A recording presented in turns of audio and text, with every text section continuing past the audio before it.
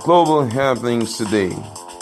We communicate, we analyze global news. Stay tuned.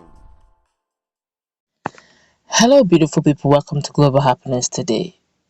From all indication, the indigenous people of Biafra agitations and the Igbo leaders are actually the ones that will determine if Biafra will come.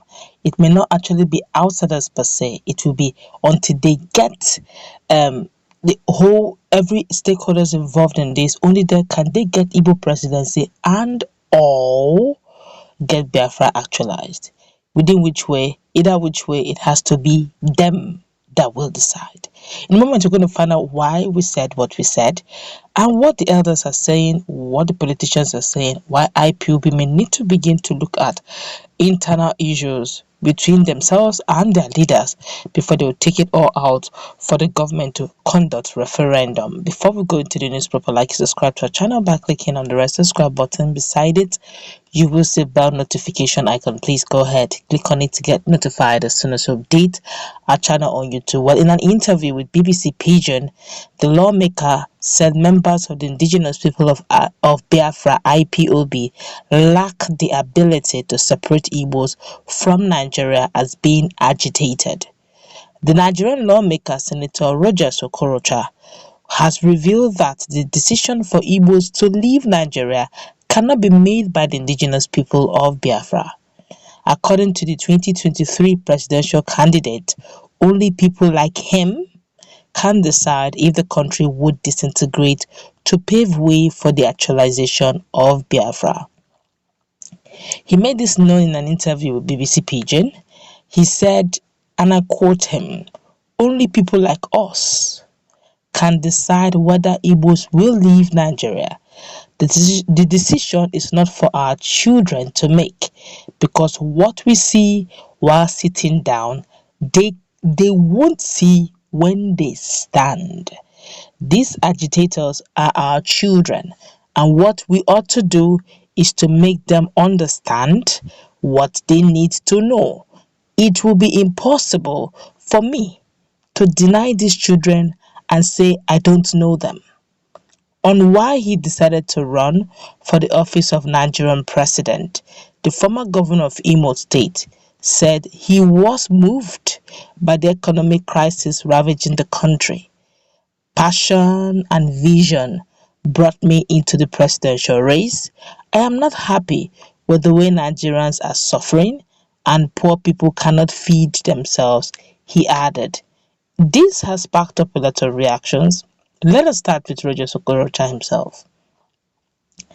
If randomly, I'm not talking about his ardent supporters, randomly now, non-political stakeholders and non-political individuals, if they eventually decide to ask questions or ask them what do they think about Roger Okorocha, how many Imolites will stake their life for you that you were a fantastic governor? Look at Nnamdi State. Even the generality of Nigerians will agree that Peter Obi was a good governor.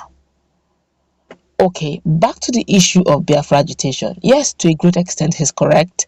Agitation that is being done by the youth, they need to carry their leaders along. Very true.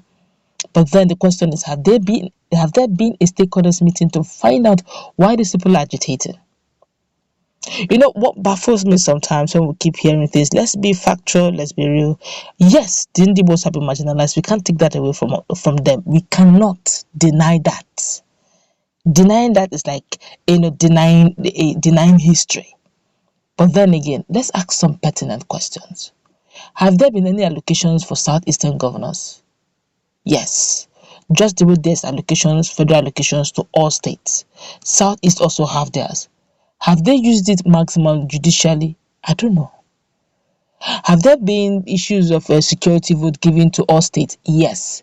Does Southeast have their own security vote? Yes. Have they used it maximally? Look at the result on ground to know if they have been using it maximally. With the issue of UGM and insecurity ravaging not just in Southeast, but every other part of Nigeria.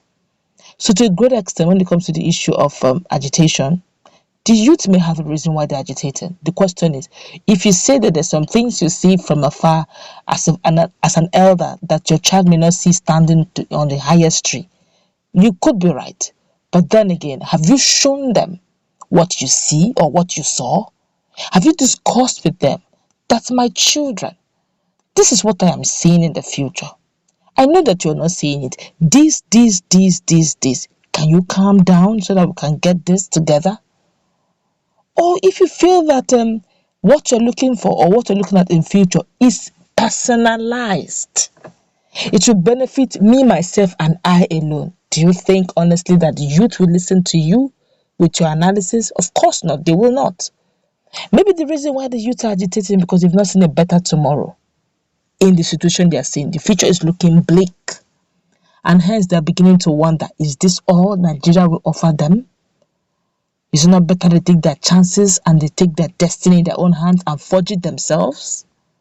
These are pertinent questions. Given proverbs that what an elder will see sitting down or even sleeping, a youth will not see standing on the highest tree. It's just proverbs. Prove it. Look at what is happening. Every day insecurity is getting worse in Southeast. You're saying that they can't get it. You and your likes are the only one that can decide when Biafra will come. You're practically spiting the youths. Because if they wait, there's this general saying that justice delayed is justice denied. If they wait for a long time and they watch their future looking bleak, and their father have been very rich, and they as youths who their father believed that should be richer than them are getting poorer by the day, and they look at it and the grass looks greener the other side, which is the Biafra agitation they're agitating for. Honestly, they will not allow anything to happen until they get to the other side, which is the greener grass, which could be their Biafra. So until you make them see reasons why they shouldn't agitate for their Biafra, and what you see that is glorious that they are not seeing, which will not only benefit only you and the elite, but the entirety of the Igbo youth. My brother, you are only speaking for yourself. The youth you are seeing right now, some of them are already tired. Some of them at age 35, they don't even know what the tomorrow holds. In our olden days, at age 35, some men are already having grown children. At age 35, some of them are already having 7-10 years old children. Because they've started, forging their life. The future is already looking bleak. And you're telling them to still hold on. Don't worry. When the youth, tomorrow is the future is the youth. Tomorrow is the youth that will take over. And yet the youth are still not even climbing any ladder. The old men are still ruling. They say the future leaders are the youth. And yet the future leaders that are supposed to be the youth are still languishing in penury and poverty. And they hear a way out and you say they will not agitate. Then we are actually living in fool's paradise. We're not telling ourselves the truth. The youth of yesteryears have been pushed to the wall right now. You gotta do more than this. You gotta tell them more than this. You gotta tell them more than what you're saying now. Or else you will only talk. And bit by bit, when the hunger gets very high, we are looking at anarchy. Knocking is crippling in bit by bit. A time will come, security will be very personal. It will be deliberate and personal. If we don't deliberately call every stakeholder into the meeting in one accord and openly discuss genuinely, it is well. Let's meet in that comment section. What's your take on the standpoint of Roger Sokorocha on this? Do have a nice time, God.